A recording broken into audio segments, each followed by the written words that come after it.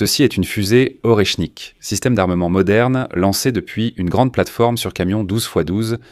Elle est soigneusement conçue et possède plusieurs étages, ce qui lui permet d'atteindre l'orbite en quelques minutes. Mais qu'est-ce qui la distingue de toutes les autres ? Cette fusée est capable d'atteindre une vitesse hypersonique. Une fois à cette altitude, la fusée effectue un piqué abrupt, accélérant jusqu'à des vitesses hypersoniques. Pendant la descente, la coiffe de la fusée s'ouvre, révélant 6 ogives de haute technologie. Chaque ogive est équipée de moteurs miniatures à sa base. Ces moteurs permettent aux ogives de manœuvrer de façon dynamique, même lorsqu'elles tombent sous l'effet de la gravité. Elles peuvent changer de direction, ce qui rend pratiquement impossible pour un missile Patriot d'atteindre sa cible. La conception du missile comporte 3 étages. Le premier avec des moteurs mobiles pour la manœuvre, le deuxième rempli de carburant solide pour le déplacement. Juste au-dessus se trouve le deuxième étage, suivi du troisième et dernier étage, qui contient 6 ogives, chacune avec son propre moteur. Une telle conception permet au missile de transporter une charge utile puissante sur de longues distances avec une précision exceptionnelle. Dans le même temps, son poids au lancement atteint 50 tonnes et la charge utile sous forme d'ogive est de 1,3 tonnes. Le missile Oreshnik a une portée de 4000 à 6000 km. Il est capable de frapper des cibles dans toute l'Europe. Il est particulièrement remarquable que ce missile soit équipé d'un système sophistiqué capable de déployer environ 6 ogives. Il est rapporté que ces 6 engins sont basés sur des développements américains, bien que la majeure partie des informations techniques reste classifiée. Voici ce que nous savons à l'heure actuelle.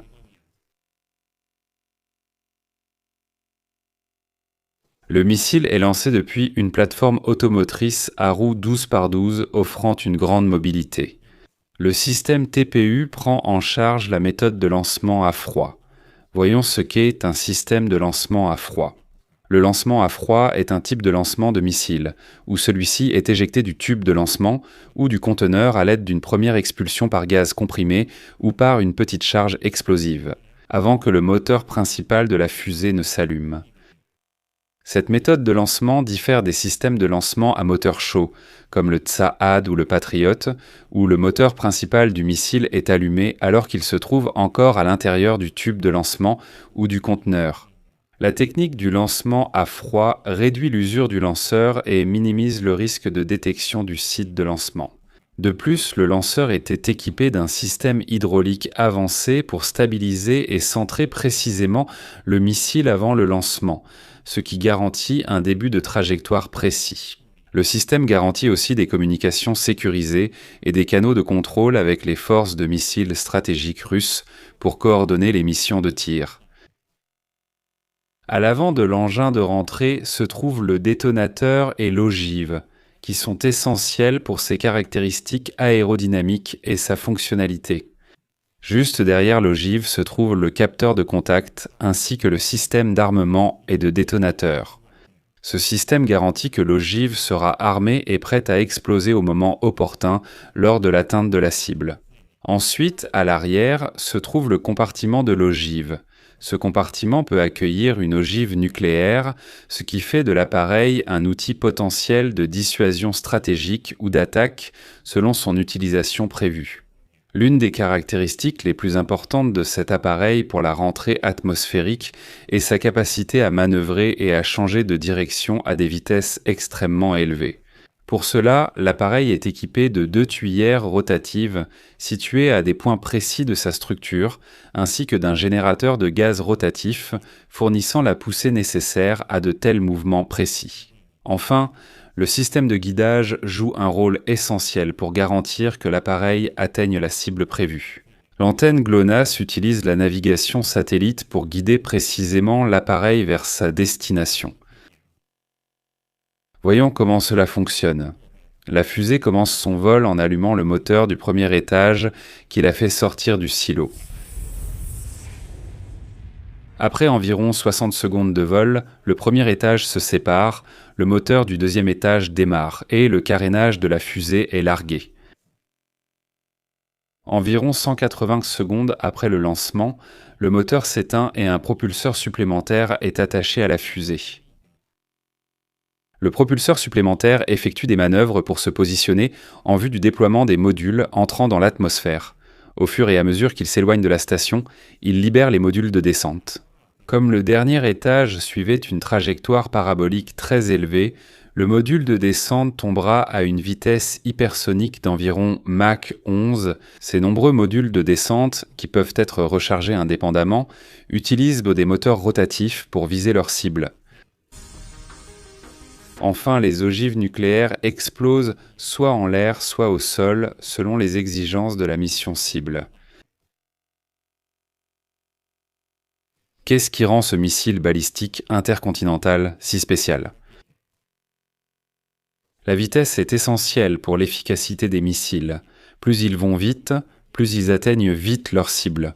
Après le lancement, le missile monte dans l'atmosphère puis vole en altitude avant de plonger vers sa cible. Dans des situations critiques, quelques secondes peuvent suffire à décider de l'issue. Une interception réussie peut avoir des conséquences catastrophiques. Si nous considérons une option plus lointaine, nous verrons comment elle vole. Les missiles balistiques, en particulier, fonctionnent selon une caractéristique lors de l'entrée dans les couches inférieures de l'atmosphère. Le missile peut considérablement accélérer, acquérant une énorme énergie cinétique. Cette énergie n'est pas seulement une mesure de son potentiel destructeur à l'impact, mais elle augmente aussi sa capacité de manœuvre en vol. Une telle manœuvrabilité permet à l'engin de rentrée d'effectuer des manœuvres d'évitement, souvent comparées à une manœuvre défensive, afin d'éviter les tentatives d'interception. C'est logique. L'agilité représente un sérieux problème pour les systèmes de défense aérienne avancés, tels que le missile Patriot américain utilisé par l'Ukraine, conçu pour détecter, suivre et neutraliser les menaces approchantes. À une certaine vitesse, le Patriot ne pourra pas calculer et intercepter un missile se déplaçant en zigzag à une vitesse hypersonique. En bref, les systèmes de défense doivent non seulement réagir plus rapidement, mais aussi anticiper et contrer les mouvements imprévisibles en temps réel. C'est pourquoi ce missile est particulier pour les forces armées russes. Pour mieux comprendre la situation, comparons l'Iskander avec ce missile balistique intercontinental. L'étude de la trajectoire, de la vitesse, de la portée et de l'usage montre que le missile Iskander suit une trajectoire quasi-balistique, mêlant caractéristiques des missiles balistiques et de croisière. Contrairement à un missile balistique traditionnel, l'Iskander peut manœuvrer en vol, modifiant sa trajectoire de manière imprévisible, pour échapper au système de défense antimissile. De plus, il vole à des altitudes beaucoup plus basses, ce qui complique encore davantage son interception par les systèmes antimissiles classiques.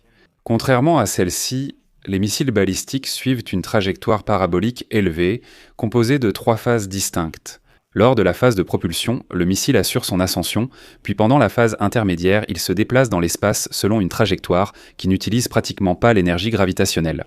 À la phase finale du vol, le missile entre dans l'atmosphère et descend rapidement vers sa cible. En comparant les vitesses, aussi bien les missiles balistiques que l'Iskander peuvent se déplacer à des vitesses hypersoniques.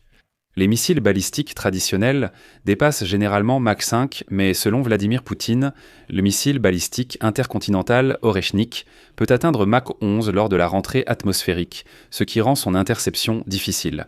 Le missile Iskander est également capable d'atteindre des vitesses hypersoniques allant de Mach 5 à Mach 7 portée de ces missiles.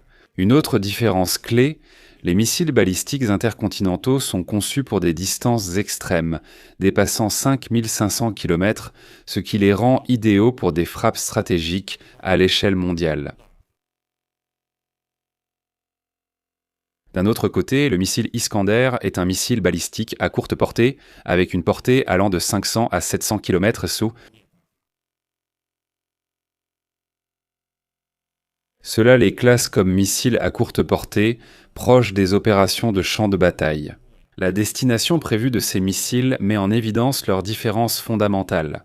Les missiles balistiques, notamment intercontinentaux, sont des armes stratégiques capables de frapper des cibles lointaines avec une forte puissance destructrice. Dans les conflits mondiaux, ils sont souvent utilisés comme moyen de dissuasion ou pour frapper des infrastructures critiques.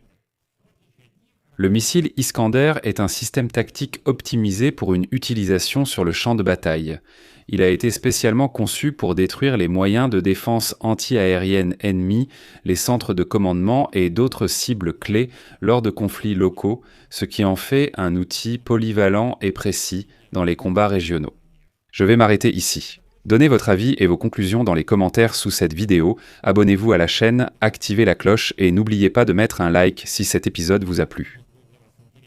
Vous pouvez soutenir le travail de cette chaîne YouTube par un don ou un abonnement via les liens et les coordonnées dans la description de cette vidéo ou en utilisant le code QR affiché à l'écran. C'est tout pour aujourd'hui, prenez soin de vous, à bientôt.